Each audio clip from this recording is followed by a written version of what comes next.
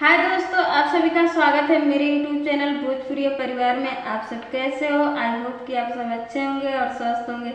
अगर आप सब मेरे चैनल पर नए हैं तो प्लीज़ मेरे चैनल को सब्सक्राइब कर लीजिए, लाइक कीजिए, कमेंट कीजिए और प्लीज़ दोस्तों मेरा पूरा वीडियो आप सब देख कर जाइए, ऐसे बीच में कट मत कीजिए दोस्तों। और कल मैं एक वीडियो अपलोड की थी जिसमें मैं बोली थी कि मेरा वॉच टाइम जो है वो लॉस हो रहा है। तो मुझे तो किसी ने कमेंट में नहीं बताया दोस्तों ऐसा क्यों हो रहा है, और मुझे भी नहीं पता है कि ऐसा क्यों हुआ था, क्यों हो रहा है। लेकिन आज मेरा वॉच टाइम जो है वो जुड़ा है मेरे वॉच टाइम में। तो इसके आगे देखते हैं दोस्तों क्या होता है, मतलब घटता है या बढ़ता है वॉच टाइम मेरा। तो ऐसे ही प्लीज़ दोस्तों अपना सपोर्ट बनाए रखिए, अपना प्यार दुलार ऐसे ही बनाए रखिए और मेरे वीडियो को लाइक कीजिए, कमेंट कीजिए, चैनल को सब्सक्राइब कीजिए दोस्तों।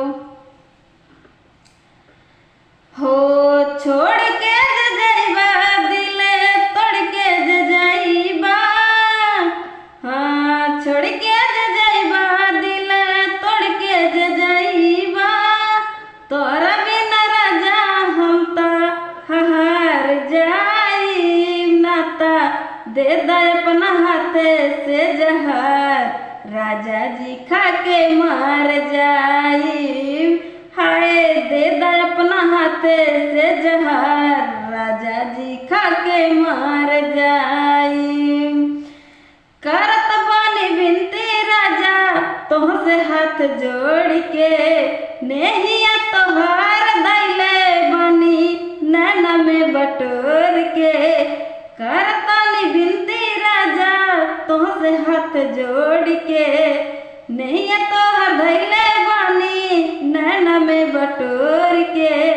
देखा ये जान हम तो बानी परेशान हो, भर ले बबैया में तर जाई बनाता, दे दे अपना हाथे से जहर, राजा जी खा के मार जाई।